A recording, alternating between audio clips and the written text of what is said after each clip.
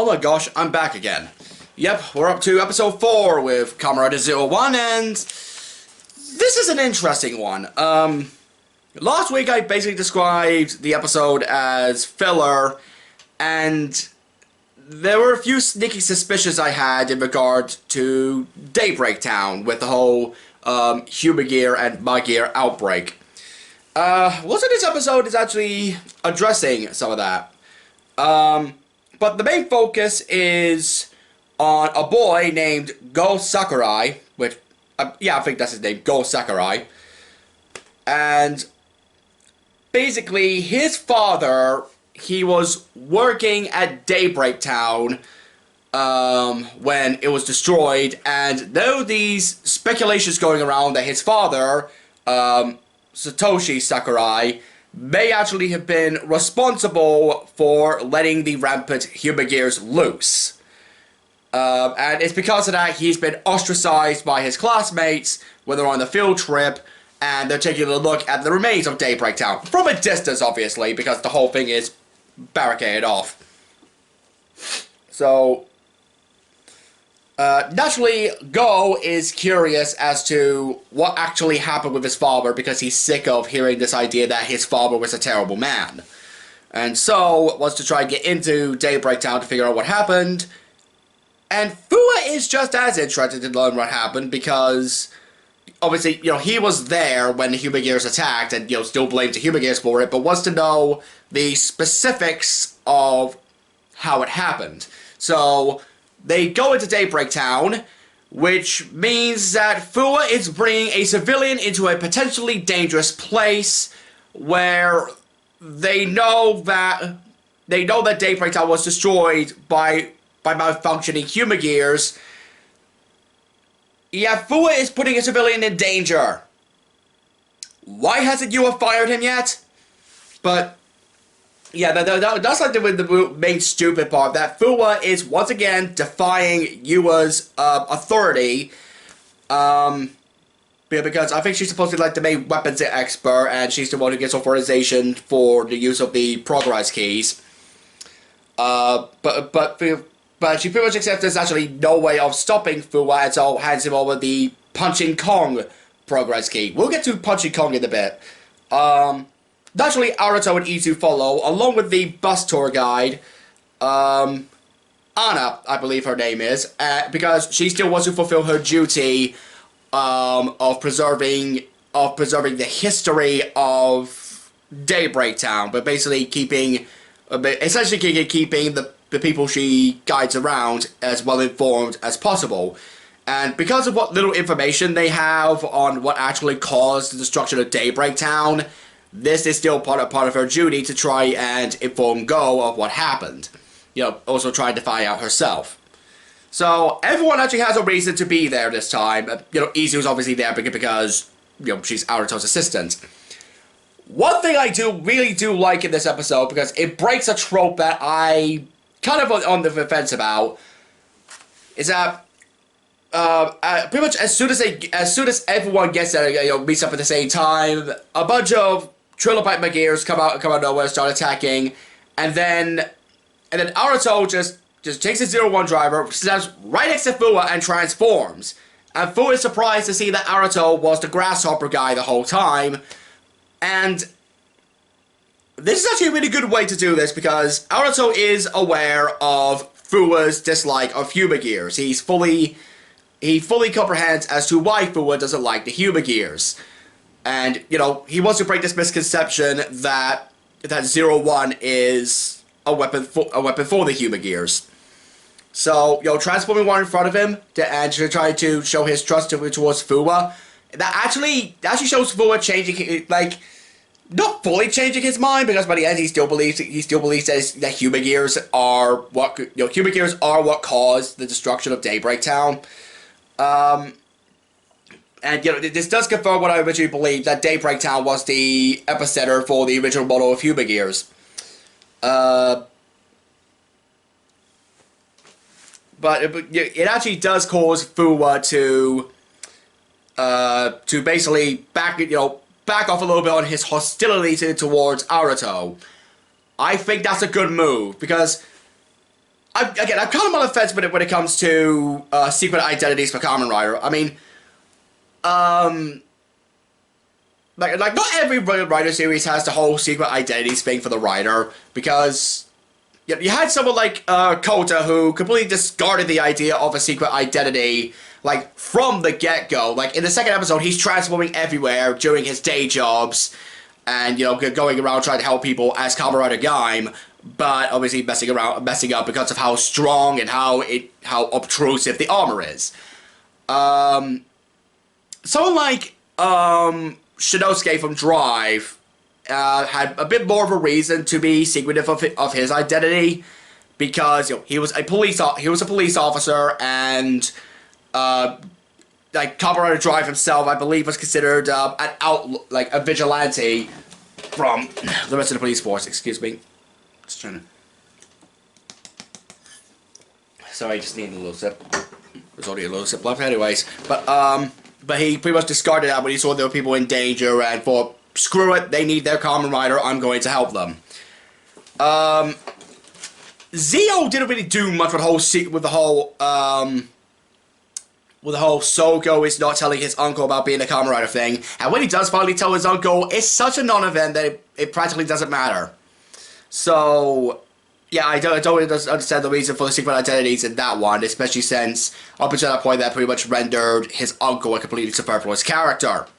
Not that it was fixed by the end, mind you, but okay, again, I'm done talking about, I don't want to talk about Zio anymore, but on to 01. 01, again, is showing Aruto's willingness to trust in other people, especially even someone as hot-headed and reckless as Fuwa, which, yeah, I think is a good thing, because it does, you know, give Fuwa a bigger idea of what's happening, that the current and inexperienced president of the company he hates is willing to trust him. Again, that's a good thing. Okay, the episode also acts as the debut for 01 Flying Falcon and Vulcan Punching Kong. Flying Falcon, it's okay. It's kind of like the same thing I had. It's like the same thing with Biting Shark from last episode, where, you know, where the previous armor moves itself around, and then the Flying Falcon armor places itself over the gaps left behind. Again, I think that's cool. I think that's a really clever way to excuse me, a really clever way to integrate the form change. The problem is like the general color scheme, and the design doesn't really scream Falcon to me. It doesn't really even say flying creature. Like, he doesn't even get wings. He's just suddenly able to fly as soon as he accesses that form. Although I do like the because, you know, at the end of each progress transformation cry, there is like a little monitor statement like, for Rising Hopper, a jump to the sky turns to a rider kick, that kind of thing. For Flying Falcons, it's spread your wings and prepare for a force. That is such perfect English as far as I'm concerned. As for Vulcan Punching Kong, I love Punching Kong because it's still recognizable as Falcon. I mean, Vulcan. Like he still has like the base, I guess, face design, just with a thicker head, so we call it for the gorilla thing, and his black and white monkey form just is so appealing. It reminds me of Optimus Primal. That's what it looks like. It's so Beast Wars Optimus Primal, like Form 1 Optimus Primal, not like Transmetal or Optimal Optimus or anything like that. It's just basic, big, bulky gorilla. I've always loved. For some reason, robot gorillas always look cool. Like, even ones as gaudy as Optimal Optimus. But I also do like Punching Kong's final attack, where he launches his fists at a Magir, they lift him into the sky, throw him up into the sky, swing back around and punch from the sides to cause him to explode. I think that's an awesome finisher. And, you know, again, Rocket Fist. It's like, Robo Gorillas and Rocket Fists. That always works so well for me for some reason. Anyways, but it's also during this, like, just as Anna is being infected by MetsumoJinrai.net, like, she doesn't become like a full mutated Magear. It's just, but she's still like a basic trilobite Magear. But she just has enough willpower in her to fulfill her duty and display, and because they do find like a little chip, like of a little microchip of like a camera that was recording what was happening inside the main facility, to show that Go's father, when he discovered that Metsubo Jinrai was starting to infect the Humagears, once everyone was evacuated, he stayed behind, closed the Humagears in as the base was exploding with him inside of it. And he basically ended up sacrificing his own life to save everyone else. I mean, again, this doesn't change Fuwa's mind about, Humagears being the cause of Daybreak Town, because, he is right about that. But it goes to show that he did not intentionally cause the Humagear outbreak. So, it's nice to see that he does change his perspective. His perspective doesn't 100% change, but the more facts he's given, he does seem a bit more considerate. Especially since he wasn't going to destroy Anna, he was going to bring the Anna Anna after she's become the Trilobite Magear, bring her into custody basically, or she would have, had she not been destroyed, taken away. I want to say. By the right now unforeseen Kamen Rider Hirobi, which, again, we haven't got a good look at the design yet in the show. I think there's a couple of magazine scans of his design, but we haven't really got a look at it in the show yet. Once he finally appears in the show, that's when I'll comment on his design. But I think I'm gonna love it because Purple Scorpion Kamen Rider, that always seems to work for me for some reason. But, yeah, afterwards, Hiden Intelligence does, actually shows the footage they were able to get from the day that Daybreak Town, was destroyed. And his classmates actually, they're right next to him as they're watching this futuristic blimp go by, showing off, Hiden Intelligence has just released this new information regarding Daybreak Town. And basically, they're right next to him and they say, I'm really sorry about what I said. Your dad's actually kind of a cool guy. So, brings a bit of closure for Go, and I like that. It's not just generic victim of the week. It's actually helpful to help getting someone some form of closure. What else did I talk about? Oh, but yeah, again, at the very end, as I brought up in episode 2, Fu was trying to stop himself from laughing at Aruto's joke, which it is, because this time Aruto actually does the joke. He goes like, "You sweater believe it."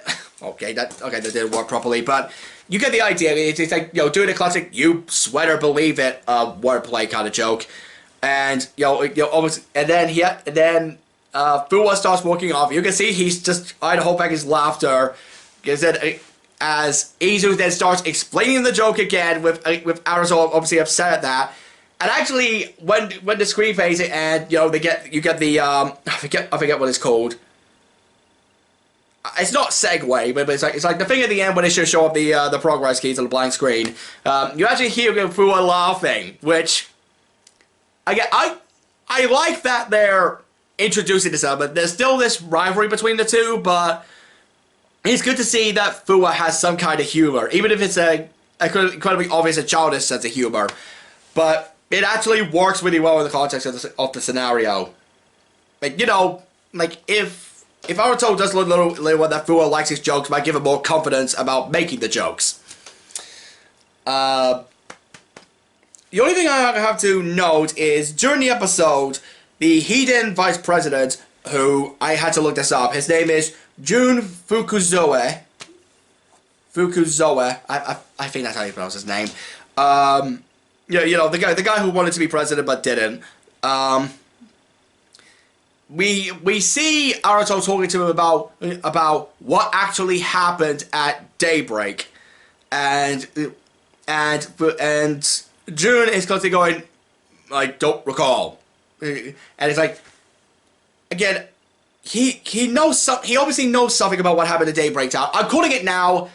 He may be in league with MetsumoJinrai.net. I'm calling it now because he set himself up very early on as the antagonist, not just because he wanted to be vice president, but not just because he only wanted to be president, but ended up as vice president, and so would be jealous of Naruto, but because you clearly like at one point in episode 3, he actually does like his evil laugh with his with this other executive and his assistant Human going ha ha ha ha ha ha ha, which, you know, I think that's really clever to show. Like, even if the Human Gears are able to express emotion, it's clear that they don't fully grasp the concept of laughter, which I think is great. But I'm telling you now, Jun knows something more. Obviously, knows something more about what happened at Daybreak Town, and again, I'm just curious to see what will happen in the next episode. Though again, I think it might be a bit before we really get to see Hirobi, because next episode, another form debut for 01, this time for the Flaming Tiger, I think it's called? No clue. But we'll see what happens when that finally turns up. But yeah, that's it. That's just the quick thoughts on this episode of 01. You know the drill. Like, comment, subscribe, ring that bell for notifications, share on Facebook, Twitter, Instagram, Tumblr, all that. And follow me on Twitter, check out my blogspot, they're in the description below. And yeah, that's it. Let me know what you guys thought of the episode as well. So, thanks you guys for watching. I'm Callum Lewis, the Media Hood, signing off.